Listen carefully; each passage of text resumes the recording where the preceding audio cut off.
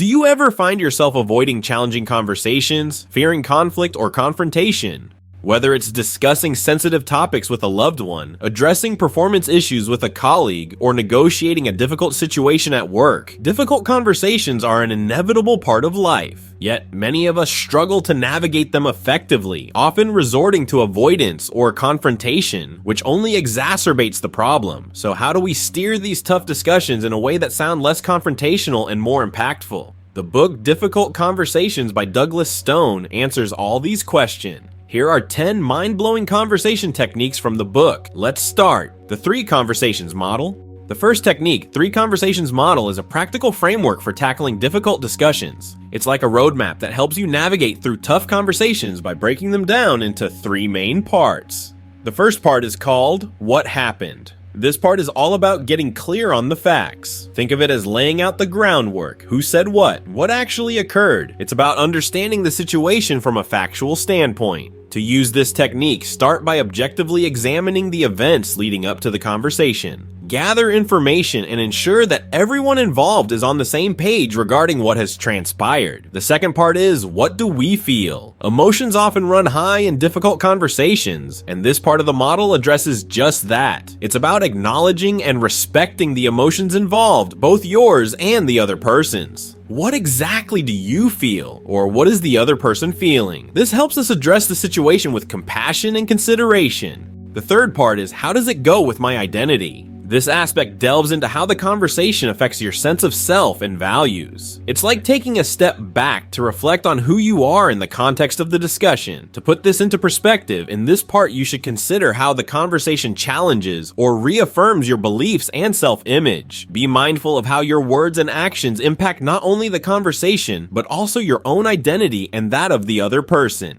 Separate intention from impact. Separating intention from impact is about recognizing the fact that what someone meant to convey might not always align with how their actions or words were perceived. Understanding intentions involves empathizing with the other person's perspective and considering their motivations behind their behavior. It's about assuming positive intent and giving them the benefit of the doubt. On the other hand, recognizing impact requires acknowledging the actual effect that actions or words had on someone else. It involves listening actively and empathetically to understand how the behavior was received, regardless of the intentions behind it. By separating intention from impact, we can avoid placing blame and defensiveness. Instead, we can focus on understanding the other person's experience and perspective. This shift in focus fosters empathy and mutual understanding, making it easier to resolve conflicts constructively. The and stance. Embracing the and stance involves accepting that 2 seemingly conflicting ideas or feelings can coexist simultaneously. For instance, you can feel frustrated with someone's actions while still appreciating their overall contribution. This mindset allows for a more nuanced understanding of situations, rather than being trapped in an either-or mindset, which can hinder communication and empathy. In practical terms, embracing the and stance means acknowledging complexity and embracing multiple perspectives. It means recognizing that people and situations are rarely black and white, and there can be shades of gray. By adopting the and stance, you open yourself up to greater empathy, understanding, and flexibility in difficult conversations. It allows you to see the full picture and find common ground even amidst disagreement.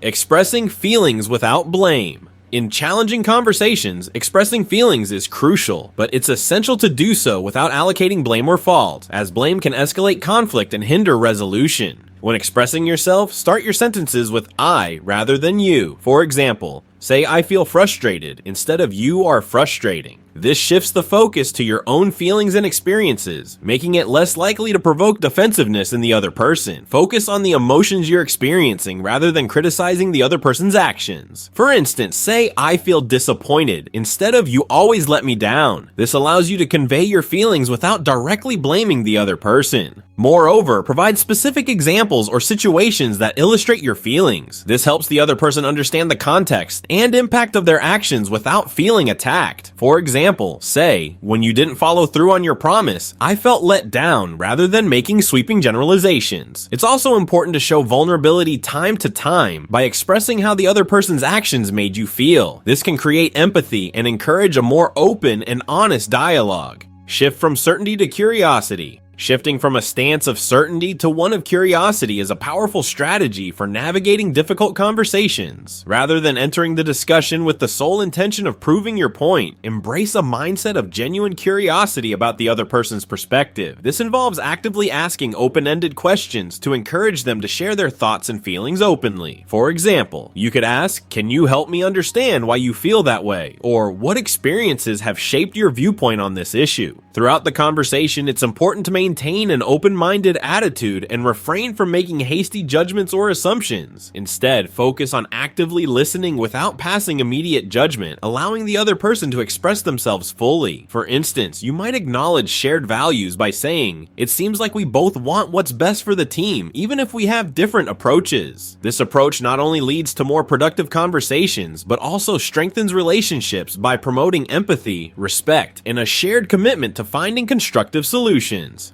Problem solving through exploration. Problem solving through exploration is a method that, rather than focusing on the problem, prioritizes on finding a solution. It is all about understanding each other's perspectives to reach a mutually satisfactory answer. In this process, people engage in brainstorming sessions where they openly share ideas and explore different possibilities. By encouraging creativity and innovation, you can uncover novel solutions that may not have been initially apparent. For example, if two team members have conflicting preferences regarding project timelines, they might explore alternative scheduling options or task delegation methods to find a compromise that works for both. Central to problem solving through exploration is the active consideration of each party's needs and interests. By valuing and incorporating diverse perspectives, individuals can foster a collaborative environment where everyone feels heard and respected. Third story technique. Starting from the third story is a technique aimed at creating a more neutral and objective conversation by describing the issue from an outsider's perspective, often referred to as the third story. This approach helps to depersonalize the conflict and reduce defensiveness, allowing for a more constructive dialogue. In practice, the third story involves describing the problem or conflict in neutral terms, focusing solely on the objective facts and observable behaviors without attributing blame or judgment to either party.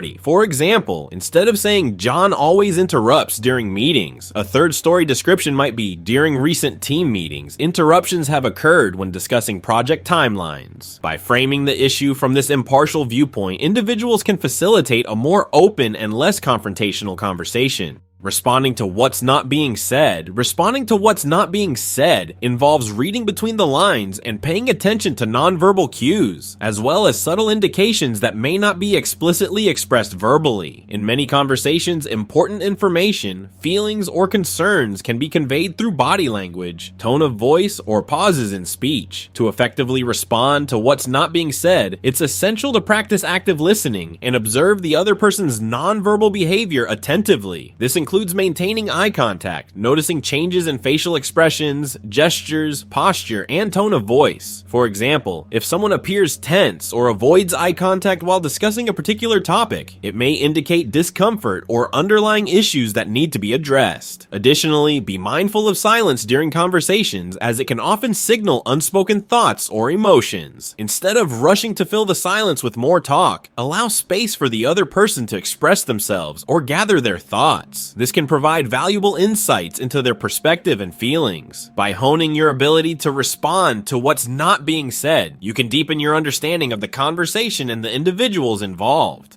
Stop controlling the outcome. In conversations, it's crucial to understand that you cannot dictate how others will react or what choices they'll make. Rather than attempting to influence their responses, prioritize managing your own behavior and contributing positively to the conversation. This means acknowledging that everyone brings their own perspectives, emotions, and autonomy to the table. Instead of imposing your expectations, focus on fostering a constructive and respectful exchange by taking responsibility for your own conduct. By maintaining control over your actions and emphasizing mutual respect, you create a conducive environment for meaningful dialogue. This approach not only encourages openness and understanding, but also cultivates healthier relationships built on authenticity and mutual consideration. Develop a learning stance. Approaching difficult conversations with a learning stance means seeing them as chances to understand the other person, yourself, and the situation better. Instead of seeing them as battles to win or avoid, this mindset helps you learn and grow grow from each interaction. By adopting this approach, you open yourself up to new perspectives and insights that can challenge your own views. It encourages curiosity, empathy, and humility, creating a more positive environment for communication and understanding. Overall, having a learning stance in conversations promotes personal growth, strengthens relationships, and leads to more effective problem solving. It's about embracing every interaction as an opportunity to learn and improve. If you have made it this far, comment down below with the word 100% to confirm that you have received the knowledge from this video. For more interesting topics, make sure you watch the recommended video that you see on the screen right now. Thanks for watching.